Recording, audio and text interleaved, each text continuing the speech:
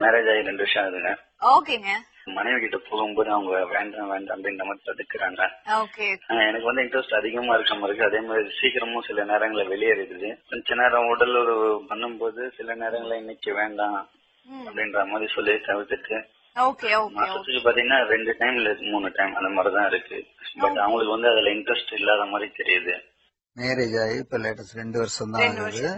அதாவது இவங்களுடைய complaint main காரணம் என்னன்னா, இவர் கவனிச்சுக்கிறாரே தவிர இவருடைய நாட்டத்துல மட்டும்தான் இவர் கவனம் ஃபுல்லா இருக்கு. பெண் வந்து பெரும்பாலுமே அவங்களுக்கு தேவையானது கிடைக்கலனாலே ஒரு விரக்தியில அவாய்ட் பண்ணுவாங்க இந்த விஷயத்த. அதனால முடிஞ்சவரை இவங்க என்ன செய்யணும்னா, ஆண்கள் அவங்கள சந்தோஷப்படுத்துறதுக்கு என்ன டேலண்ட் எல்லாம் இருக்கோ அதை கையாளணும். அதை கையாளும் போது குறிப்பா இதுல முக்கியமான சப்ஜெக்ட் என்னன்னா, விந்து துரிதமா வெளியேறத்தாம தக்க வச்சுக்க தெரியணும்.